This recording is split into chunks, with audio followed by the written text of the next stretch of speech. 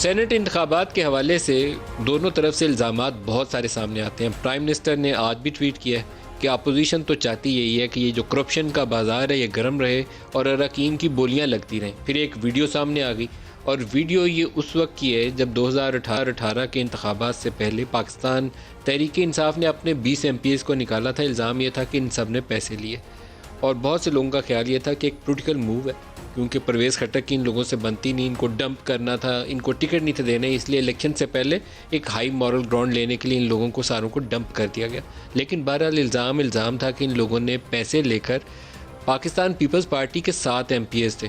تو ان کے تو 2 سینیٹرز بن ہی نہیں تھے سکتے، تو ان کے 2 سینیٹرز بنوا دیے، ایک ان کے بہرامند تنگی صاحب اور دوسری روبینہ خالد صاحبہ ان کی سینیٹر بن گئی۔ اب وہ بندے کون تھے جنہوں نے ووٹ بیچا اور پیسے لے کر؟ یہ ایک عام حقیقت تھی۔ اسلام آباد کے ڈرائنگ رومز کے اندر بتایا جاتا تھا کہ بوریاں لے کر نوٹوں کی وہاں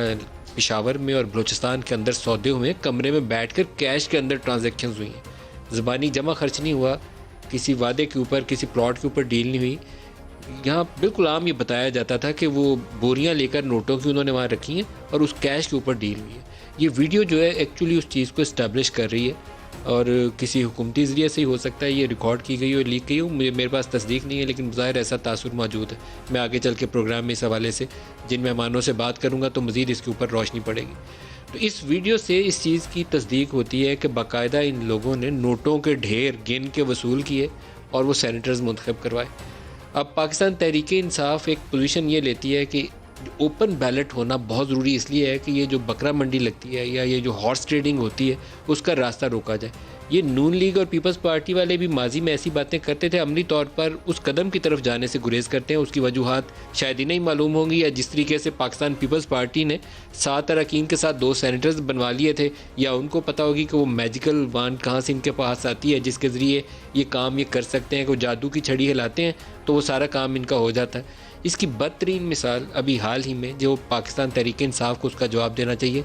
جب نو کانفیڈنس موشن آئی چیئرمین سینٹ کے وقت، چیئرمین سینٹ تو 2 سال پرانی بات چھوڑ دیتے ہیں اس کو، تو 14 بندے جو اپوزیشن کے تھے، 14 وہ بیٹھے ہوئے اپوزیشن والوں کے ساتھ تھے، کھانا وانا وہاں سے کھایا، ووٹ جا کے انہوں نے چیئرمین سینٹ کو ڈالا۔ اب اس کو بھی کسی نے خریدا، یقیناً اس وقت اپوزیشن جو تھی اس کے بندے ٹوٹے تھے، اس کا پیسے وصول کرنے والا یا ان کو پیسے دینے والا، اس کو بھی آئیڈینٹیفائی کرنا ضروری ہے کہ وہ 14 بندوں کا خریدار کون تھا، کس نے ان 14 سینیٹرز کا مول لگایا جو بیٹھے لنچ تو اپوزیشن کے ساتھ کر رہے تھے اور ووٹ جا کے بعد میں چیئرمین سینٹ کو ڈال کر آئے تھے۔ تو یہ گند ہے ہماری سیاست میں، تو as a matter of principle اس کی صفائی کرنا ضروری ہے۔ کھلا شفاف انتخابات ہو، ووٹ کی عزت جس کا نعرہ لگایا جاتا ہے، واقعی ووٹ کی عزت ہو بھی۔ یہ ویڈیو آپ کو جو سامنے نظر آ رہی ہے، اس میں 20 اراکین اور ایک ان کے لا منسٹر جو ابھی بھی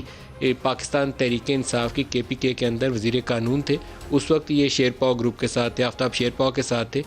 وہ ان کے لا منسٹر تھے۔ تو آج ان سے کہا گیا کہ آپ استعفیٰ دے دیں، کیونکہ آپ ویڈیو میں نظر آ رہے ہیں، تو سلطان خان نے اپنا استعفیٰ جو ہے وہ وزیر اعلیٰ کو بھجوا دیا۔